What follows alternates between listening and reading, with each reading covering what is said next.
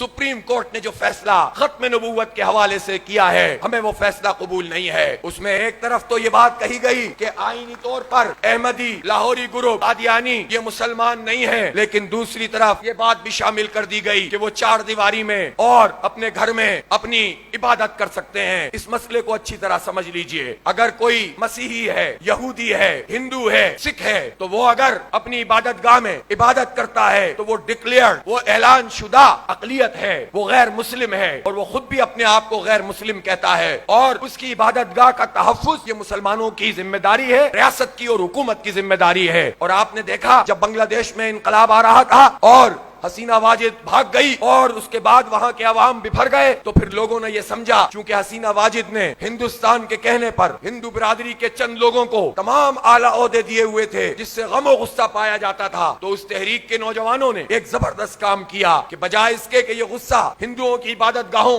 اور ان کے مندروں پہ جاتا، لوگ توڑ پھوڑ کرتے، ایک طرف وہ انقلاب لے کر آ رہے تھے، حسینہ کو بھگا رہے تھے، تو دوسری طرف وہ تمام مندروں کی حفاظت بھی کر رہے تھے۔ یہ ہے ہماری اعلیٰ روایات۔ تو ہم غیر مسلموں کو پاکستانی ہونے کے ناطے ان کے جو حقوق ہیں، جو آئین میں ان کا حق ہے، ان کی جان مال عزت آبرو کا تحفظ، ان کی عبادت گاہوں کا تحفظ، ہم اس کے حامی بھی ہیں اور اپنا رول بھی پلے کرتے ہیں۔ لیکن ہم یہ بتا دینا چاہتے ہیں کہ احمدی اپنے آپ کو غیر مسلم نہیں کہتے، وہ مسلمان بن کر یہ کام کرتے ہیں۔ جب وہ اپنے آپ کو غیر مسلم نہیں کہتے تو وہ چھپ کر بھی عبادت نہیں کر سکتے، وہ چار دیواری میں بھی عبادت نہیں کر سکتے، اور وہ ظاہر بھی عبادت نہیں کر سکتے۔ یہ بات پاکستان کے بچے کو سمجھ میں آتی ہے، نہیں آتی تو چیف جسٹس آف پاکستان کو نہیں آتی۔ کس کے ایجنڈے پہ آپ کام کر رہے ہو؟ کس کے کہنے پہ تم یہ کام کر رہے ہو؟ چیف جسٹس صاحب، آپ سے ہم کہتے ہیں کہ ہم قانون اور آئین کے دائرے میں رہ کر جد و جہد کرتے ہیں، اس لیے کہ اگر ہم فتوے دینا شروع کریں، کسی کو واجب القتل قرار دیں تو معاشرے میں انارکی پھیلتی ہے۔ یہ ہمارا منصب نہیں ہے، یہ حکومت اور ریاست کا کام ہے۔ لیکن آپ جس عدل کی کرسی پر ہیں، آپ نے آئین پاکستان کا حلف لیا ہے، یہ آئین پاکستان ختم نبوت، اس پر آپ کا حلف ہوتا ہے، اللہ اور اس کے رسول کی سوورنٹی کی بات ہوتی ہے۔ اس لیے آپ کو یہ کوئی حق ہی نہیں ہے کہ آپ وہ فیصلہ کریں جو آئین سے متصادم ہے اور شریعت سے متصادم ہے۔ اس فیصلے پر نظر ثانی کر لیجئے،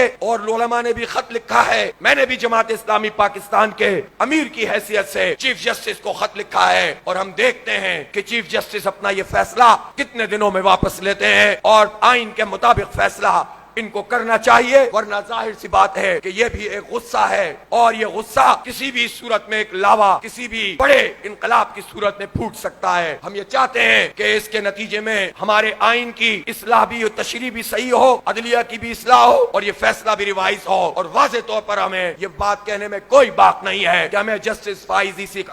عیسیٰ کا، قاضی فائز عیسیٰ کا ختم نبوت کے حوالے سے یہ فیصلہ قبول نہیں ہے، اس فیصلے کو واپس کیا جائے۔